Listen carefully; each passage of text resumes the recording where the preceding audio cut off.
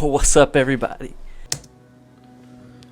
I'm sorry, that's supposed to be a cool dropping from the ceiling type moment, but I definitely didn't give it enough height to drop in, so it looked kind of cheesy. America runs on Duncan. Enjoy the rest of the video. We are back. I'm glad I had this thing recording because I thought I didn't. As always, you know, America runs on Duncan. I've got a few things we need to talk about. First, this morning, as the Point University, I guess cross-country team maybe, goes for a nice run right by the window. So, let me address things, make sure I look good over in the monitor. Everything's cool. You would not believe how long it took me to try to set up this set and replicate last week's, because I was trying to get everything the same. It takes a lot of work. I might have to put some tape down or something. So, two things, or more than that. I don't know why I said two specifically, but I've got a few. Katie let me know that in the last episode, I said, here's some pictures of the kids, and I went like this, and no pictures of the kids came up. That just tells you that I did not do a good job editing and listening all the way through when I was editing. Listen, I was just excited to get it out. So, I'm going to make a mental note now. Here's the pictures of the kids. Boom! They're cute. They're adorable. I don't know what picture I'm going to throw up yet, but I know there's a picture there once this comes out. Second thing, I need to thank everybody for the encouraging words on episode 1. So, back when I had the original podcast, it was just so much fun to do. Like, I love doing it, even if it was just the family listening to it. And so, doing it this time with a little better production quality has been so exciting because I just love doing this kind of stuff. It's like forcing myself to be creative. So everyone that has encouraged me and said, hey, I loved it, thanks for all that stuff, thanks for watching. And you've been a big help. I got a lot of people that subscribed, and that helped me out. If you'll keep doing that, if you'll just keep watching or listening, we got approved to be on Apple Podcasts now, so you can find us there. I know we're on Spotify and Apple. And we should be on more, but those two are the main ones, I think. So you can check us out on those two. I think that's it. At the end, I'll talk a little bit about SH Creative once we get there. First, today, you've seen the thumbnail. You've seen the title. That's what we're talking about. But I want to tie in two things, because this is what's going on in my world right now. So with this podcast, I'm going to kind of talk about what's going on in my life. Two things going on in my life. One, I want to talk about marriage because, Valentine's Day was a little over a week ago. And marriage is fun. And two, I want to talk about the stock market. Oh boy, let's start off with this one because I want to save marriage for later. The stock market. Boom. I use Robinhood. I don't know. It's not on there. I use Robinhood. Now, there's a scandal going around with Robinhood, how they had some sketchy business going on when they locked people out of GameStop, AMC, and all that stuff. So it was around that time. Let me rewind to my start with Robinhood. Play some rewind music, Casey. See, I'm just making this harder on myself because now I've got to remember to do all this in post-production. 2020, I jumped pre-COVID.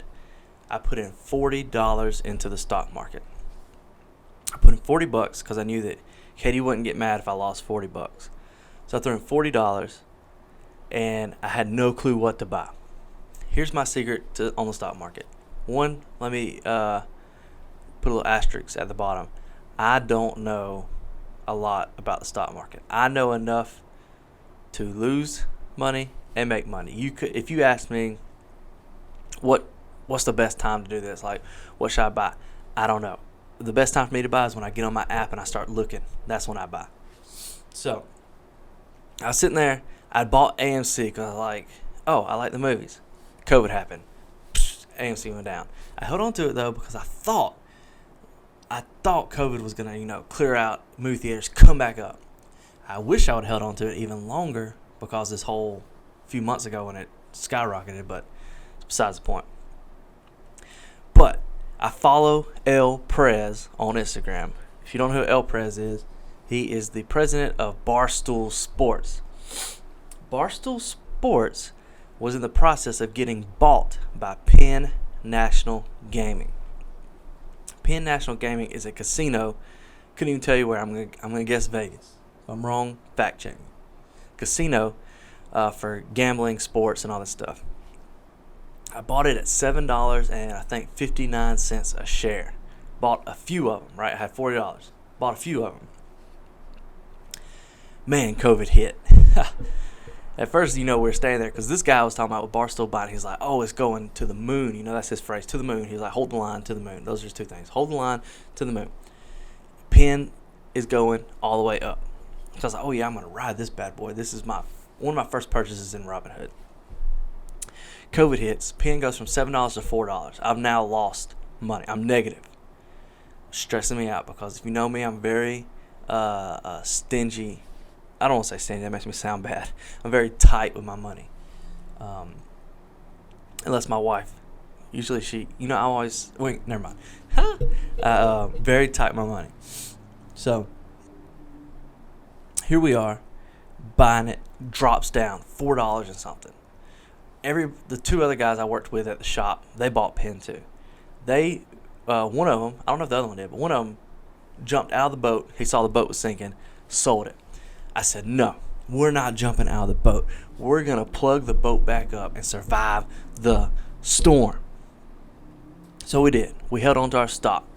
The one thing I've learned in stock and trading, and this may not be good advice, I should probably shouldn't be giving it. What Casey has learned for Casey is to hold on to the stock for a long time. Now I know some people day trade, like you trade, boom, you buy it, you sell it, you buy it, you sell it. That's not me, because one, that takes too much effort to be on the app all day. I'm not trying to do that. For me, I'm just trying to buy it and then hold on to it and see what happens out of it. So I bought it. This was back in like March, I think. April, COVID hits. It drops. I go all year with this low Penn. And then sports open back up, like college football is announced. It's coming back. And you see Penn go from like $4 to $13 to $22 to $35 to $47, all the way up, climbing. It gets up around the $70, and I'm still holding on. I could sell, make a pretty good profit. Still holding. Then it gets up, it breaks 100, and I said, "Oh heck no, we about to be rich." Breaks 100, drops back down to about the 70, which is still a big profit. But I was thinking, oh no, if it gets around the 90s again, your boy is selling it, because I didn't see it living over 100. It finally gets up to, I think, $98 is when I sold my shares of Penn National Gaming. Do I regret selling it? Yes, because I didn't listen to my own advice about holding on to it for a long time. It eventually got up to 120 something. I think now it's living at like 116, chilling. But your boy got lucky his first time on stocks. Had the money in the account, in the Robinhood account. Well, fast forward to Robinhood not letting people buy shares of GameStop because Reddit, you have to go check this out. Reddit, GameStop shot to the moon, $400 something a share. Originally living like less than $10 a share, I think. These guys on the internet are like, hey, let's make GameStop big and crush the rich guys. GameStop takes off, makes all this money. Robinhood limits the buying. So, like, you couldn't go in there and buy it. So, Dave Portnoy, Ep.2, is all over the news, bashing Robinhood, talking about how this is illegal, which, I mean, where else can you tell people they're not allowed to do, like, all of a sudden you just shut down the market? And they have their answers. They say, they're trying to protect people. I get it. America runs on Duncan. I get it, I guess. So, Portnoy's pushing for Robinhood just to be canceled. Like, man, these people should be in jail. And I'm thinking, oh, no, Robinhood is about to be just ruined. All my money sitting in there. So I pull out all my money that I made from Penn, deposit it in the account, my account. I leave $20 in because until Robinhood just crashes, I'm going to keep playing. I leave $20 in, pull my money out, my profit, leave 20 in. So I started with 40, made that money, pull it out, and I left 20 instead. Don't know why I didn't leave 40.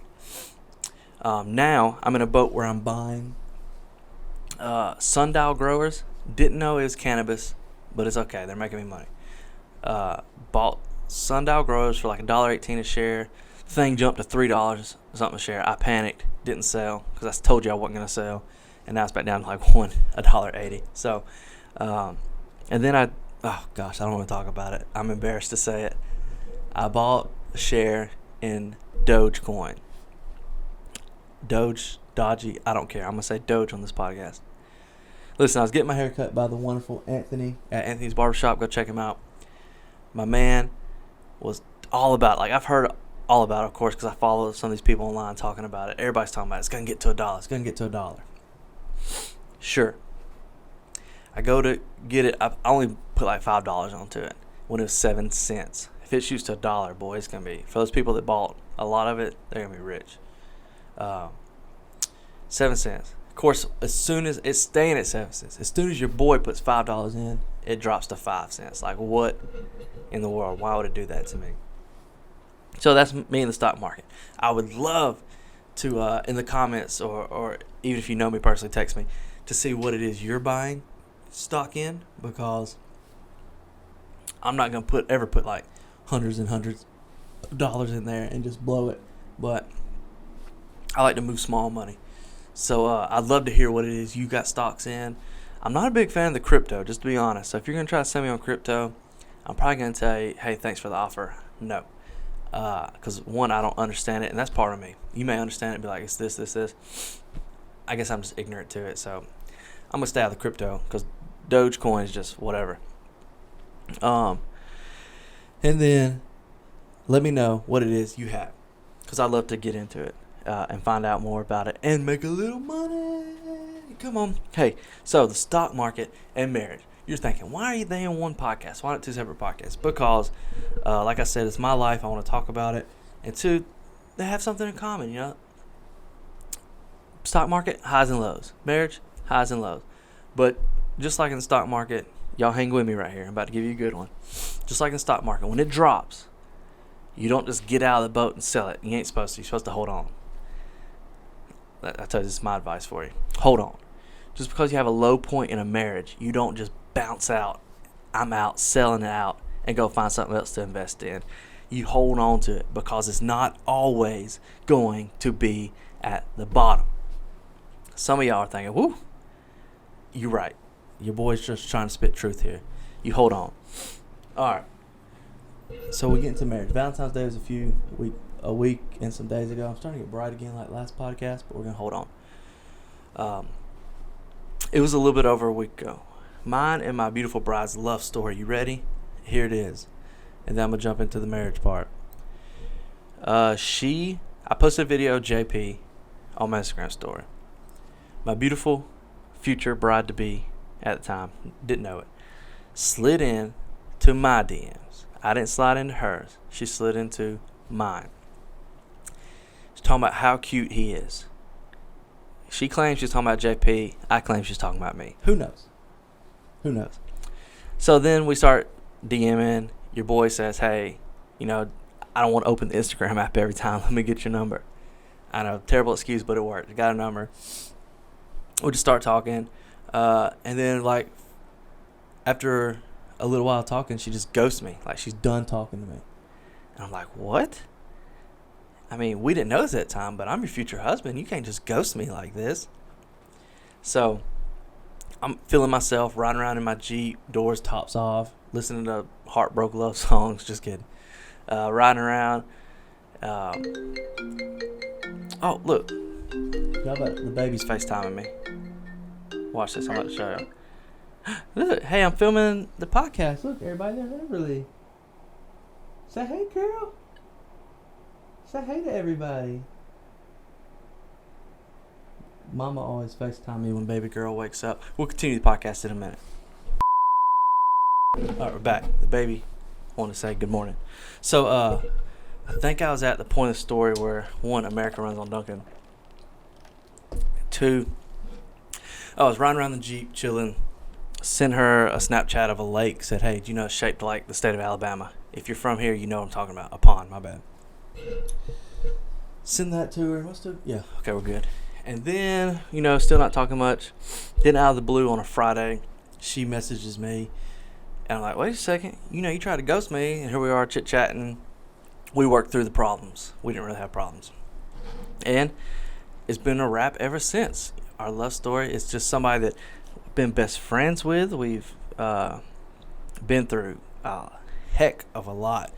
Man, so this is probably the title of the video, but marriage is hard, but it's really fun.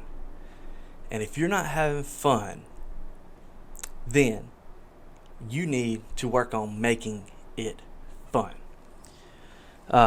Katie and I know people say they married their best friend, and I believe it because a lot of people have, and I truly have married my best friend because when we're together, which is 24/7 just about, when we're together, it's just always so much fun. Like, I enjoy, one of my favorite things to do is just when it's her and I, which is rare because we have 3 kids, is to go on like little day dates where we just get lunch and go ride around and do stuff, because I know that we're going to get in, we're going to put on music that makes each other laugh, we're going to go eat what we love to eat, we're going to have fun, we're going to have a conversation, we're going to flirt, and it's just going to be a great day. Like, those are my favorite kind of days, or these day dates with her. And we love it when we have the kids and stuff, and we love going and do stuff as a family, but when it's just her and I, it's one of my most favorite things to do. And so we have fun. Like, marriage is meant to be fun, not something you just persevere through so you can say you got through it, but you're supposed to have fun along the way. Because here's the deal: if the enemy can take fun out of your marriage, he can make you not want to be a part of it. It's just like when you're a kid. If something's not fun, you don't want to do it. And even though we're not kids, we're adults, our minds are the same way. If something's not fun, we don't want to be a part of it. Now, as adults, we know that we can't just quit. Well, some people do, but we know we just can't quit. So we persevere through it. But there's no point in living like that when we can make it fun. Listen, and guys, I heard this one time, it shook my world. You asked her to marry you, right? She didn't come up to you and say, hey, you want to be with me? You asked her. Make it fun for each other. Like, find things that they enjoy doing. What's Katie enjoy doing? Katie loves to watch Netflix. She loves to lay in the bed, watch movies. She loves to go get food, bring it home, order food, deliver it. Like, she likes to do, she's a homebody for the most part. She loves that kind of stuff. You know how I can make it fun for her? Laying in the bed, cutting on a movie, ordering whatever food she wants to order, usually wings from Wingstop or across the street. Get it, bring it home, lay in the bed, say, hey, let's watch a movie, eat wings. The funnest night of her life. What do I like to do? I like to go out. I like to go do stuff, go get food, sit in a restaurant. She does that with me. Even though it's not her favorite thing to do, she does it because she knows it's fun to me. We have to make it fun. If you make it fun, you want to be a part of it. So, one, don't be sitting here thinking like, oh gosh, how do I even make this fun? I mean, rewind it back. You got together because you had fun. You used to have fun together. And at some point, one of you or both of you are kind of like fizzled out and you quit having fun.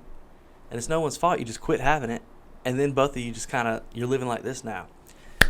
Boy, spice it back up. Have some fun. Marriage is meant to be fun. Don't let the enemy take the fun out of your marriage, because what he wants is to see it boring. But what you want and what God wants is to have a fun, exciting marriage. And so that's my thoughts on marriage. I don't have much time left. If I could say this, one, go on dates. Like, find somebody to watch your kids. Go on dates. Spend time together. When you're at the house, I'm guilty of being sucked into YouTube. I watch YouTube all the time. And Katie will just look at me and be like, are you ever going to quit doing that? But then I look at her because she's on TikTok. Back at you, girl. Just kidding. Love you. But I'll be on YouTube. And so I can easily consume like an hour and a half of my time laying on the couch watching YouTube while she's doing something else. And I've just allowed an hour and a half, 2 hours go by where we aren't communicating. I mean, it's short communication. But like, I'm in my own world doing my own thing, watching YouTube. And it's easy to get into that zone because I'm comfortable, I'm relaxed, what I want to do. But she's seen it as, I don't want to be around her. Like, I want to be sectioned off, do my own thing. Is that what I mean? No. But I have to say, I have times alone, I'm pooping, I can watch YouTube. When I'm up here at the office, I'm waiting on a video to export, I can watch YouTube. Do I have to watch it at YouTube when her and I are home alone and it's the only time spent with each other? No. I need to find something that we both want to do together. So here's my thoughts on marriage. Have fun. Be purposeful about being together. Be I'm trying to think. I guess use purposeful again. I was trying to think of an even better word. What's the word? Like be intentional about your time together. You only have so much time together in a day, especially if you have kids. That time's sucked up. So the time you do have alone, be intentional with it. Like, hey, let's talk. Let's grow our relationship. And make them laugh. Make them have fun. If you can't tell, fun is what I like to do. So our marriage is fun. Your marriage should be fun. It's your best friend. Have fun together. All right. I'm low on battery. Here's what we're going to do real quick. SH Creative Co. This is where I'm at. If you don't know, if you didn't watch episode 1, this is me and Miles Shoemaker's office. This is where we work. This is what we do. This is my station. His station is right here. I'm looking at his monitor. What we do up here is we create resources for churches. If you're a pastor, you check us out at churchmotive.com. It's in the description. Also, churchrework.com. We want to, give you graphics to help you, your social media page come alive. Sermon series graphics to help you get across your message to the congregation. And if there's anything else you need, let us know, because our heart is to see the church grow. Like, we don't want the church to die. We want to see the church grow bigger and bigger and reach more people. And so especially the local church, like the church in this city that we're at, we want to partner with you. If I'm being honest, the podcast I can be, we've had a tough time building connections with churches in the local area because I don't know if it's a lot of people are just standoffish. A lot of people don't think that they need help, and you may not. We just want to be a resource for you. So if you are watching this, or if you have a pastor, hopefully you have a pastor, we'd love to help any way we can, like graphic design and video, like any of that kind of stuff we'd love to do. Even sit down and help you run through a plan on how to be more effective in this area. Any of that. You can check us out on our YouTube page, SH Creative Co. We have a podcast on there as well where we talk about how to be a resource for a church. We talk about business stuff, and we just have fun with it. Like I said last episode, I want to thank a lot of people for reaching out. Like we've got some stuff going on for like car decals for a church. We've got sermon series for a friend of mine who's a youth pastor. I'm looking at my board. We got some vinyl going on the window for a business in Lafayette. Some birthday invitations and stuff, like all that kind of stuff we're doing. We'd love to do that stuff for you. We are a small business, and we'd love for this to be like our, full-time go at it, because we love it, and it'd give an excuse for me and Miles to hang out every day instead of him working his dad's shop. So that's it. I'm going to wrap this bad boy up. Thanks for watching. Like the video. Subscribe to the channel. There will be more challenges coming up with the boys. Also, and next week is my birthday. Confetti, if I can. Going golfing with some friends. I think I'm going to take the camera out there and film a 3-hole challenge, so I'll have a golf video coming out. Hey, that's it. Thanks for watching. Let me know if there's anything you want me to talk about. You guys are the best. Love you. See you later.